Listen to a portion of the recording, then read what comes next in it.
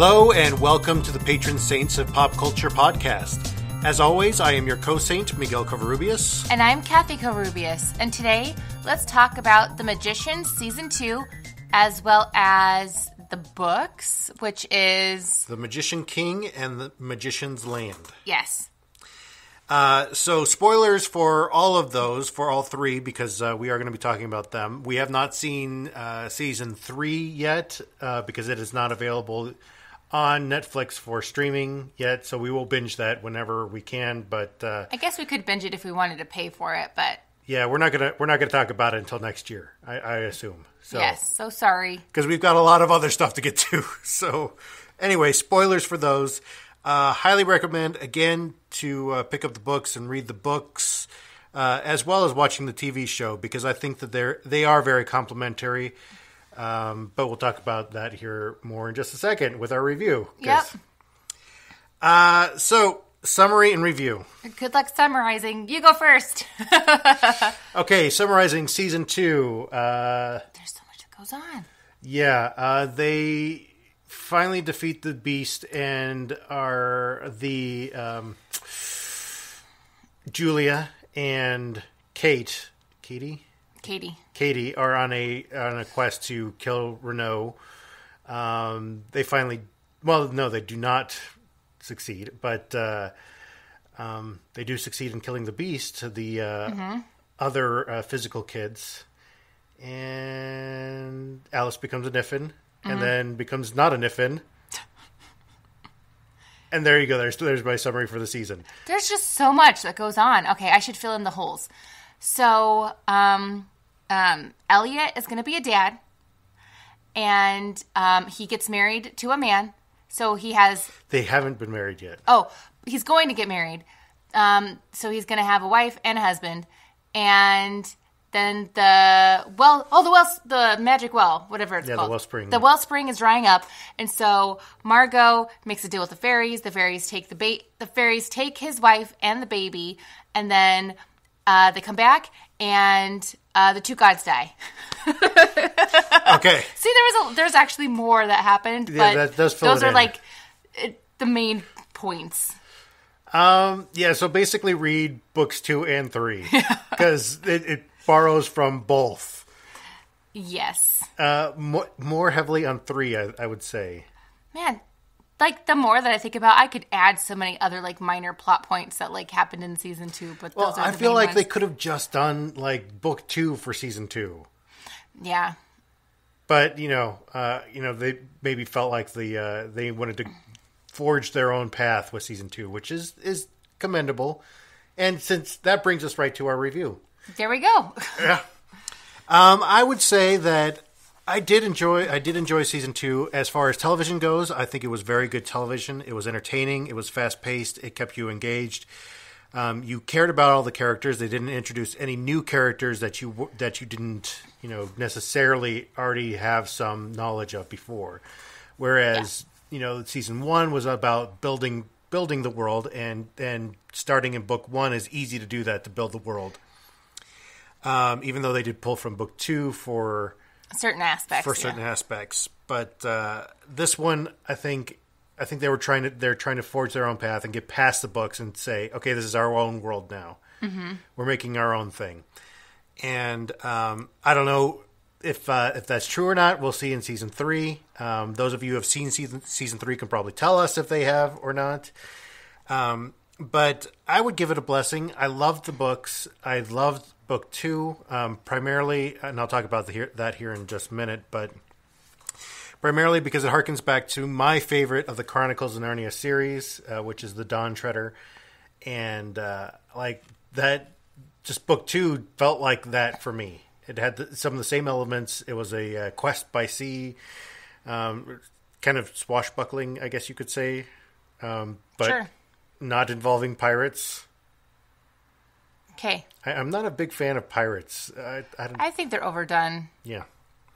They're overplayed. We're oversaturated with pirates. We are oversaturated with pirates. And Johnny Depp, for that matter. That's another issue. My review, let's see, I'm trying to think. Did I like it better than season 1? Probably not. I think I like season 1 a little bit better. Season 2, I agree with another reviewer. I feel like season 1 was very complimentary to the books. That's what I forgot in my review, is that it's very complimentary to the books, but season 2, not as much, because I felt like they were forging their own path. Yeah, like in season 1, it was like nice little extra tidbits, like in addition to the book knowledge that you already have. Whereas like book 2, it's just like we're going to just not incorporate huge aspects of the book and we're going to add our own, or like vice versa and that kind of stuff. So I also agreed with another reviewer who said that it was a little bit too fast-paced, which I agree. I feel like we'll talk more about it in yours, but I feel like there's certain aspects of the plot points could have had a more like emotionally satisfactory sandwich type feeling.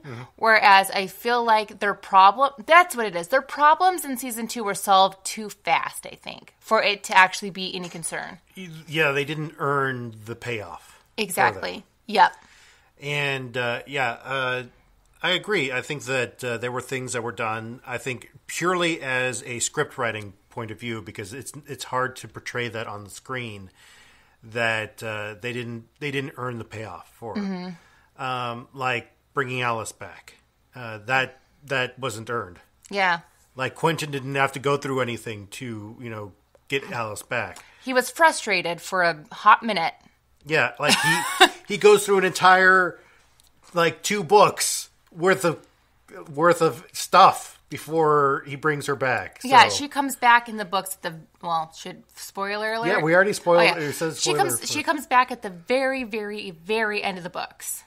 Yeah, like you have an hour and a half left of the book of book 3 when she's finally back, when she's finally back in physical form. Yep. Yeah. So it's, I think what was missing was, in the books, he's given more time to actually go through all of the mourning stages. Yeah. Whereas here, he's still basically in stage 1. Yeah, he's still part of that. And, we talk about the stages of grief in our episode on the OA way back almost 2 years ago. Oh my gosh, when are they going to come? Are they going to come out with another season soon? This December. Okay. Oh my gosh. Which we have, like I said, we have way too much to get through this year before we even get to Magicians season 3. But yeah, I agree, and I think this is exactly where I'm going to go. This is exactly what I'm going to talk about. Is Quentin is precisely Quentin, and this is the problem with Quentin, is that Quentin, okay, the best I can relate it to is like the Goldbergs. Have we done an episode on the Goldbergs? We have not done an episode on the Goldbergs. We decided to keep that for ourselves. Okay.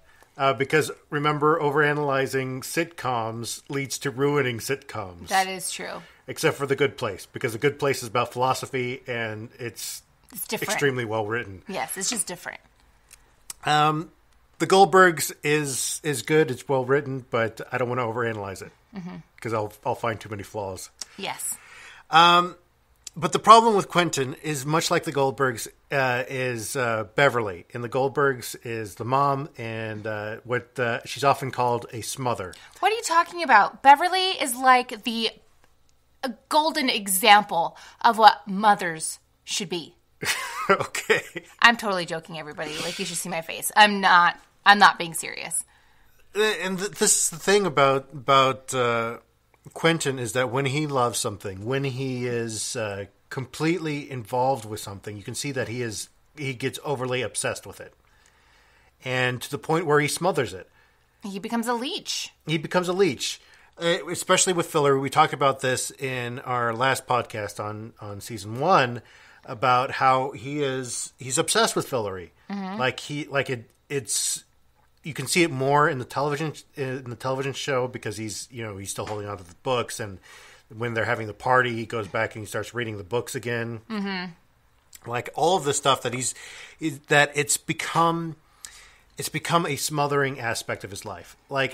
I'm sure that people who are like that in their fandoms, that everything everything to them is a relation to that, and even when it's like not appropriate at all. Like naming your child? Like naming your child Hermione, and you're in America, because we don't name our children Hermione in America. Well, I'm just kind of pointing that out because we totally named our son after fandom stuff, but...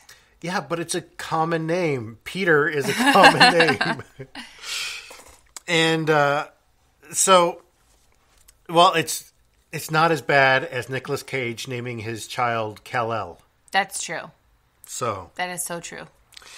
And I mean, he does this in his relationship with Alice, and to the point where when he is done, when he's feeling the rockiness of almost anything, that he throws it out. Mm-hmm. And this is the same thing that it is with almost every single millennial, is that when we love something, we love it like we smother it.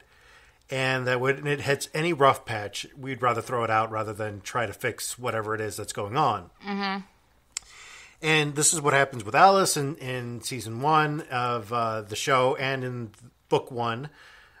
This is what happens with Fillory at the beginning of book 2, is that he's become disillusioned with it. He is, he's finished his main quest. He beat the beast. He went after the questing beast, and he went back to be a king. But now what? Mm-hmm.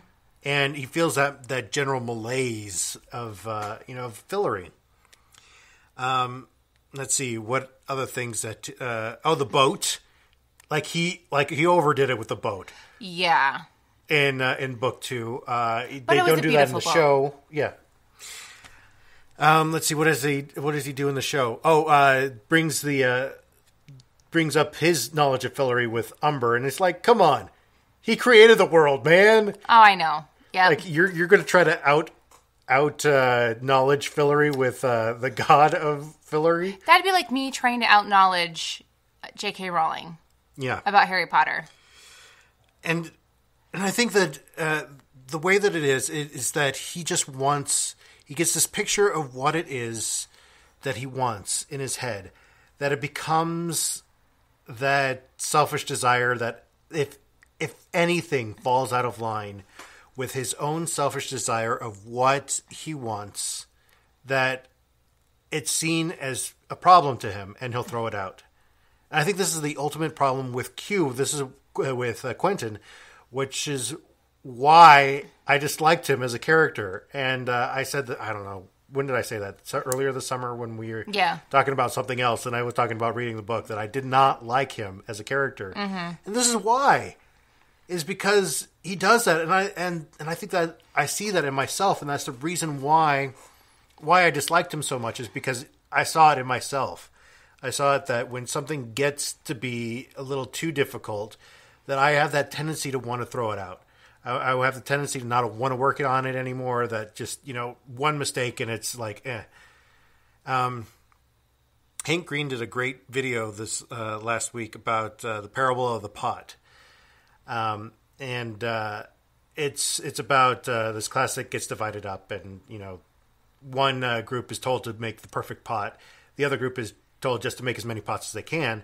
The group that makes as many pots as they can ends up with the perfect pot because they've had practice. Mm-hmm. And I think this is the way it is in our society so much, is that we grow up with this sense of just wanting everything so bad that we've become just ultimately selfish, right? Yeah, no, absolutely. Gosh, and I at one point in time thought that Elliot was more selfish than Quentin, but I don't think so. I think Elliot complains more, is what it really is. But Quentin is definitely the more selfish one, because when things don't go his way, or if his fantasy doesn't turn out the way that he thought it was going to, he pouts and he whines and he goes, "Oh, woe is me. Poor Quentin. Even though I have all these great things, I can do magic and I've been to a magical world and I don't ever have to work again. Oh, poor Quentin." And unlike that weird fantasy scene in the show in season 2 with what's her face, the one that Alice's brother became a Niffin for. Oh, yeah. It doesn't matter what her name is. I think it's Emily. Yeah, Emily. And like how they're both having that weird fantasy sex with illusions on the other person to make them look like the person that. And it's like, why? And it's all part of that building that fantasy up, and you're being selfish about it, and I think that's why at the end when Quentin's like leaving, he's like, "Yeah, this was fun, but it was weird." Mm-hmm. And this is the thing is that I think that even when we get an illusion of our fantasy, that it's still selfish. Yeah. And it's never going to be like we wanted it to be. And like even with me, like for instance, like I said, the Dawn Treader, is that I was so looking forward to that movie. I really, really, really wanted that movie to come out because I wanted to see my favorite Chronicles of Narnia book on the big screen. And like we did Chronicles of Narnia earlier this year. We did the very first movie earlier this year. Mm-hmm. And good Lord, watching it again, I was like, oh, this is such a bad movie. And like that you overlook so many flaws when you love something. And I love that book, but I was unable to look over the flaws in that movie. Yeah. Like I wanted it so bad that it like I wanted my own vision of the Dawn Treader on the screen, which nobody else would have liked it at all. That was the director's vision of it, which was pretty horrible in my opinion. and I think this is the problem with Quentin, is that Quentin wants everything to be as it is in his own vision of the world. And I think this is true of a lot of us, is that we get so involved in this that we just completely miss what we've got. Yep. We miss all of the good things, the little things that we have in the here and now and what we do in every single day. Poppy brings it up to him too. Yeah. In the books. Well, as of right now, season 2, she's not there, but we find out in season 3 that she comes by. But she even says, are you trying to find if you wrote it down? Yeah, I wrote down a quote from that. You're so obsessed with other worlds that you're convinced that this one is crap and everywhere else is great, but you're not bothered to figure out what's going on here and now. Yeah. Yeah. But I think that also brings into the whole you're missing what you have, you know? Yeah. Yeah, like you have good stuff. And I'm not one of those people who are like, "Oh, you should be happy for what you have and you shouldn't be like sad for what you don't have," like kind of a thing. Like I feel like there's certain things that you should be sad for. And it's totally okay to feel that way. However, you can't be like Quentin and just like focus on the things you don't have. You have to remind yourself of the good that you have in your life, or else it's going to become overwhelming. Do you agree? Yeah, I completely agree. And this is the thing that I just liked about him, is that he never learns this lesson. Mm-mm. He is taught this time and time and time and time again in the books, and even in the television series, and he never gets it. Yeah, it's not about him, and this is the same thing about ritual. Is almost every single religious ritual, every single ritual that there is in the world, it's not about the ritual. Like, well, maybe it's something at work that is done that you're supposed to be done in a certain way, and so that's the way the product comes out. That's a completely different thing. I'm talking about like things like meditating or the way that you do a worship service or something else like that. The ritual is there not for the ritual's sake itself. Mm-hmm. It's there for you to learn something about yourself. Yep. It's not there for the priest. It's not there for the other congregation members. It is for you and you alone to learn that. And this is the thing about that, is that it's all of those things are mundane. Yeah, they're horribly mundane, and they're not meant to make anything. Yep. Especially I enjoy meditating, but I can see why other people would think meditation is very mundane and boring because they don't put the effort into pulling out, the good out of it, like trying to make themselves better. Well, here's the thing: is that what I'm saying is that it's their own selfish desire. They feel like they're going to have like this mystical experience come out of it. Like they're supposed to have like these, like a vision or something that God is going to speak to them or whatever. And this is the same with like even the religious right that, they feel like that if they read the Bible a certain way, if they read the Bible every day, that God's going to, like show up to them and tell them that they're a good and faithful servant and whatever and blah, blah, blah. No, that's not the point. Yeah. The point of it was so that you could learn something about yourself. That it is ultimately a noble pursuit of an inward journey. It is not meant to do anything outside of you. Mm-hmm. We talked about this a little bit in Westworld Season 1 about the maze. That ultimately, that's what a maze is like a labyrinth is meant for you to focus inwardly, to think about yourself and your own walking and your own breathing. And this is what the rituals are for.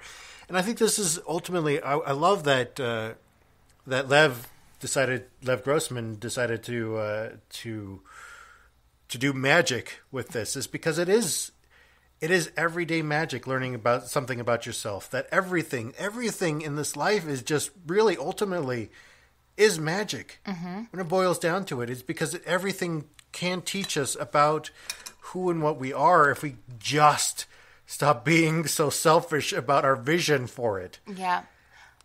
Well, and even too, like some of the scientific like discoveries that have been made recently.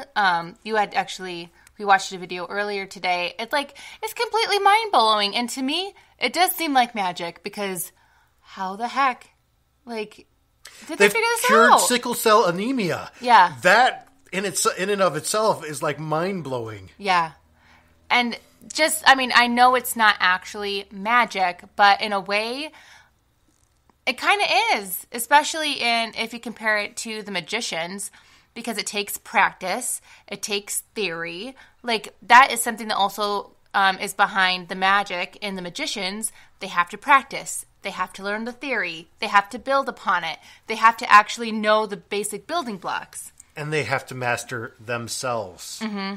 And that was the thing that I loved about Season 1 was that Katie basically told them, hey, look, to do battle magic, you have to master your emotions. Yeah. And so they're like doing the workaround and all this other stuff. And I think that added to the book because it added to the lore of the magicians, because Lev Grossman didn't put that in the books. Mm-mm.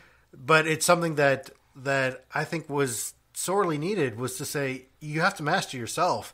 It's not just, about your smarts. It's about how, like how well you are, but like how much you can master who you are. Mm-hmm. And I think that plays very much into Season 2 and books 2 and 3 for Quentin, for almost all the characters. Yeah. I think Elliot is the only one, like I said before, has a full character arc throughout the entire book series. Well, heck, even at the very, very end of the book series, when he does bring back Alice, it's still kind of selfish. I mean, he didn't have to bring her back. Yeah. I was going to talk about that, but I was running out of time. Well, we'll talk about that more. Yeah. At the end here, because mine isn't going to take too long here. So, I don't know how else to segue this, but making plans. Sometimes there is no way to bridge what you said into what I'm saying, so that's what I have to do. I'm going to focus more on the television series. I'll bring a little bit of the books into it, but it's mostly the television series. Because in the television series, there was a lot of people making a lot of plans that did not work out for one reason or another. One of the main things, if you are going to make a plan, and that plan deeply involves another person, aka giving their child away, maybe you should clue them in on it. Maybe you need to think about it before just like saying yes, and then like having your second plan to the plan, or the second step to the plan being to make another plan. You know what I mean? Yeah. And Margot did sort of ask her if she would be willing to do anything before she made the deal. Okay. If somebody said that to you, Miguel, and that meant taking Peter away... Yeah, I know. That's the thing, is that she didn't ask what it was. Yeah. Yeah. But then the way Margot was saying it, too, I don't think Margot would have told her what it was anyway. Yeah. The way she was saying it was she was trying to get around it, which is completely the wrong way to make friends. Like they are not going to be buddy-buddy by the time that we get to season 3, I have a feeling. But in life, you can't just go around doing that either. Like, that's why I know somebody who is currently planning a wedding, and which, as you know, a wedding involves at least 2 people, the bride and the groom. And she is completely planning everything without actually involving him in it at all. Mm. And I asked her, I said, well, like, you're complaining about having to do all this. Have you actually asked him to help? Have you asked him for his opinion? And she's like, well, no, not really. All he says is that he just wants a fancy wedding. And I'm like, well, to one person, a fancy wedding could mean something completely different to another person. Yeah. So you got to involve the people that are going to be involved in the plan, I guess, is what I'm trying to say. Also, too, change in plans will happen. Sometimes it's necessary. And so that's why it's always important to make a plan A, B, and C maybe before you put into plan the original one. I'm just thinking of, like, I'm focusing more on, like, the whole baby thing. Okay. You know, because her plan just wasn't there. Like, she kept on saying, I have a plan, but the plan was to plan a plan. Yeah. So it didn't really work out. Well, and yeah, and that's, you really disliked when I did this, but I always do it, and this is part of who I am, but is that I always plan for the worst, but expect the best. Mm-hmm. But at least you're planning 2 paths, you know what I mean? You're doing more thought into it than she was. And I think I just had way too much confirmation for the bad things to happen that I ended up planning for worse things to happen. So yeah, maybe that's, well, because Margot, previous to this, Margot/Janet, lived a pretty cushy life. Yeah. And so she didn't really have too many plans that didn't go the way that she wanted it to go. So this, I think, is definitely a lesson that she's learning herself right now. Well, and also, too, I guess Quentin, too, when he, like, brings Alice back, like, his plan is, like, okay, I have a focus. I'm going to have this goal. I'm going to bring her back, which is all fine and dandy. But then she gets here, and then she's pissed that she's back. Well, she was a rage demon for in the books, it's for years, and for her, it was, like, centuries. But... yeah. But she brings up, like, good points, like, you did this to me. I didn't ask for this. You did this to me. You think that this is the better way to be, but I disagree. Yeah. And that's, I mean, you can't argue with her on that. I mean, it's her own body. It's her being. If you just, like, I don't know, stuffed me into, like, a person suit that wasn't my own body, I'd probably be mad, too. I mean, it's still kind of sort of her body, but she's kind of getting used to it again. Yeah. But anyway, like, still, it's felt kind of weird and just icky to me. Like, yeah, in both the book and the television show. But the television show, he didn't earn it. Like, in the book, like, she kept trying to kill him. Yeah. I mean, yeah. There was that. Like, in that, he was like, he saw no other way. Mm-hmm. Yeah. Because she was, well, I guess he could have just closed the door because she wasn't getting out. Yeah. So he could have just closed off the land and then been like, okay, see you later. See ya never. Like, he could. Yeah, but he couldn't do that because he couldn't let go of his own selfish desire of the way that he saw things going. Yeah, exactly. Well, and I guess that brings me to the bonus topic, since my first one, there's not too much to talk about. Don't be selfish. Everyone in this season and in this books definitely have some pretty bad selfish streaks. Yeah. Yep.